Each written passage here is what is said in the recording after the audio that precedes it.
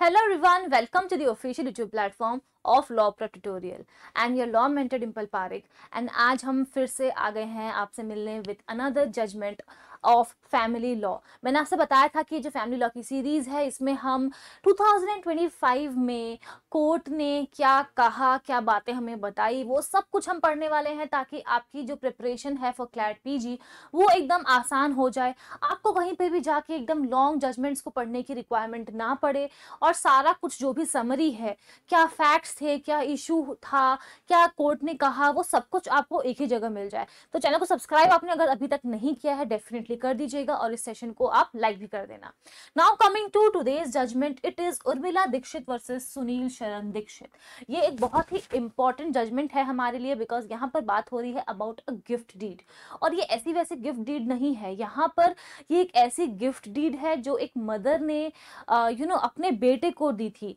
एक मदर है बेसिकली, क्या देखने को मिलता है हमें कि whenever there are the senior citizens, जो पेरेंट्स होते हैं जब उनकी ओल्ड एज हो जाती है, what they do is what they tend to do is कि उन्हें लगता है कि जो प्रॉपर्टी है वो हम अपने बच्चों को दे देते हैं अब, and as a result in return वो हमें मेंटेन करेंगे and that is it. So इसी के अराउंड ये पूरा जजमेंट हमें देखने को मिलता है। जल्दी से चलते हैं और देखते हैं कि आखिर इस पर्टिकुलर केस के फैक्ट्स क्या थे। तो सबसे पहले यहाँ पर होता क्या है कि उर्मिला दीक्षित नाम की एक विमेन होती है जो कि एक सीनियर सिटीजन होती है। वो एक गिफ्ट डीड बनाती हैं अपने बेटे के नाम पे और कहती हैं कि मैं अपनी पूरी की पूरी प्रॉपर्टी जो है वो अपने बेटे को ट्रांसफर कर रही हूँ। अब यहाँ पर आता है एक ट्विस्ट और वो ये कि जो डीड है उसमें ये लिखा हुआ था साफ साफ कि जो मदर है वो प्रॉपर्टी दे रही है अपने बेटे को और जो बेटा है इन रिटर्न उनका ख्याल रखेगा, उनको मेंटेन करेगा। Alongside this particular gift deed यहाँ पर एक वचन पत्र यानी कि प्रोमिसरी नोट भी लिखा जाता है, ठीक है, साइन किया जाता है, जहां पर साफ साफ लिखा हुआ होता है कि जो बच्चा है, जो इनका बेटा है, वो अपने पेरेंट्स का ध्यान रखेगा और अगर वो पेरेंट्स का ध्यान नहीं रखता है तो फिर पेरेंट्स जो है वो उनसे प्रॉपर्टी वापस ले लेंगे। जो मदर है यहाँ पर वो प्रॉपर्टी वापस ले लेगी अगर ध्यान नहीं रखा गया तो बेसिकली यहाँ पर पॉइंट क्या है कि ये एक कंडीशनल गिफ्ट डीड थी जहां पर एक कंडीशन अटैच थी, है ना, और वो साफ साफ ये थी कि हम आपको प्रॉपर्टी दे रहे हैं, in return you have to maintain us. इन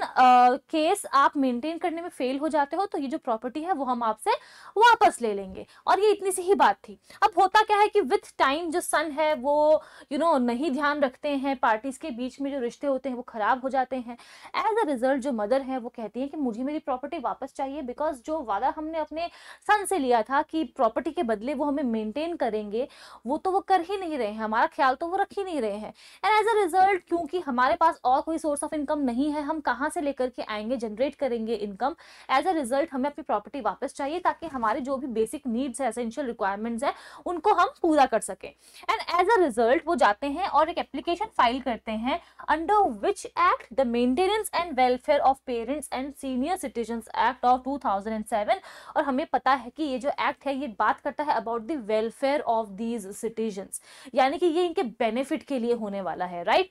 अब यहाँ पर देखने को क्या मिलता है कि जो सब डिविजनल मजिस्ट्रेट हैं और जो कलेक्टर हैं वो बोलते हैं कि हाँ बिल्कुल जो मदर है उनकी एप्लीकेशन बिल्कुल ठीक है, इनको प्रॉपर्टी वापस कर दी देनी चाहिए, ठीक है। एंड एज अ रिजल्ट वो बोलते हैं कि जो गिफ्ट डीड है वो नल एंड वॉइड है बिकॉज जो कंडीशन अटैच थी उसको फुलफिल नहीं किया है सन ने। इसके बाद ये मैटर जब जाता है सिंगल जज ऑफ मध्य प्रदेश हाईकोर्ट के सामने, वो भी बोलते हैं कि बिल्कुल सही बात है, लेकिन जब ये मैटर गया डिवीजन बेंच के पास हाईकोर्ट में तो उन्होंने इससे मना कर दिया। And Y? बिकॉज उन्होंने ये कहा कि जो गिफ्ट डीड थी उसमें आपने ये तो लिखा था कि मैं जो गिफ्ट है वो अपने बेटे को दे रही हूँ और इन रिटर्न बेटा जो है वो हमारा ख्याल रखेगा, बट आपने एक्सप्लिसिटली इस गिफ्ट डीड में ये नहीं लिखा कि अगर वो ख्याल नहीं रखता है तो हम उससे ये प्रॉपर्टी वापस ले लेंगे। और जो प्रोमिसरी नोट है वो तो एक अलग से इंस्ट्रूमेंट है जहां पर सिर्फ लिखा हुआ है। तो यहाँ पर हाई कोर्ट का यहाँ पर ये कहना था कि भाई गिफ्ट डीड के अंदर ही लिखा हुआ होना चाहिए था कि there is a condition attached, अगर कंडीशन फुलफिल नहीं की तो प्रॉपर्टी वापस ले लेंगे। तो इन्होंने मना कर दिया कि जो मदर है उनको प्रॉपर्टी वापस नहीं मिलेगी। अब पॉइंट यहाँ पर ये है कि एक सीनियर सिटीजन है, कोई और सोर्स ऑफ इनकम उनके पास है नहीं, जो प्रॉपर्टी थी वो सन को दे दी, तो अब उनका जो गुजारा है वो कैसे होगा अगर यहाँ पर मना किया जा रहा है कि उनको प्रॉपर्टी नहीं मिलेगी।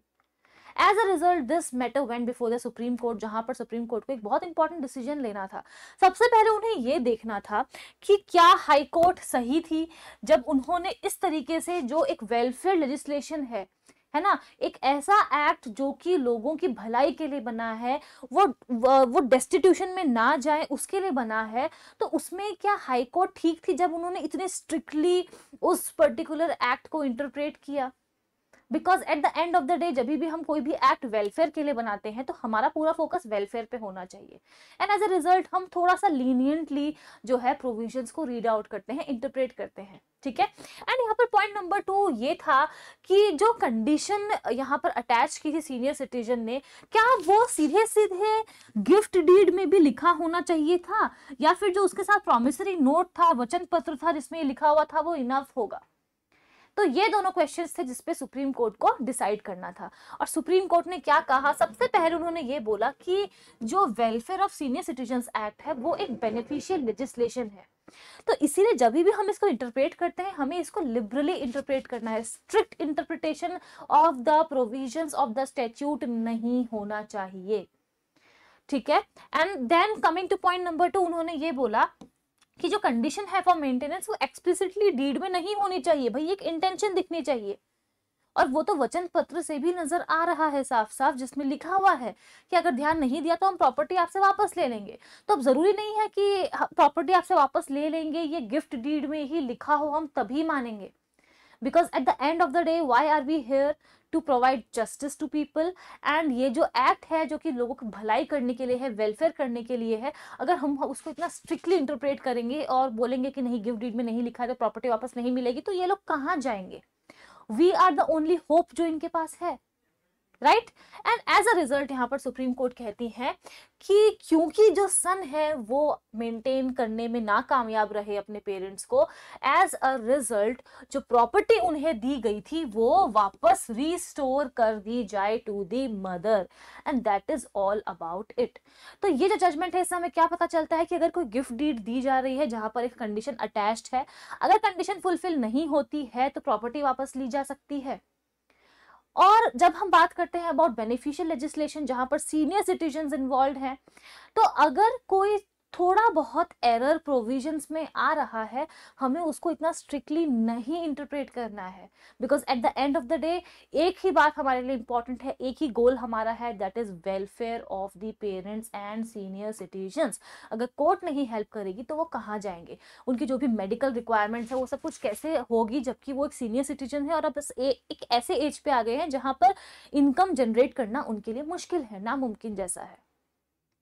And yes that is all about this particular judgment. मिलूंगी आपसे मैं नेक्स्ट सेशन में, तब तक अगर आपको कोई भी क्वेरी है रिगार्डिंग एनी क्रैश कोर्स, या फिर क्योंकि हमारा क्रैश कोर्स तो ऑन है, ठीक है, तो अगर आपको क्रैश कोर्स में एनरोल करना है या फिर आपको मॉक टेस्ट परचेज करने हैं तो आप हमारी ऑफिशियल वेबसाइट पे जा सकते हो और इस दिए हुए नंबर पे कॉल कर सकते हो for any inquiry, and that is all about it. I will see you all in the next session. Thank you so much.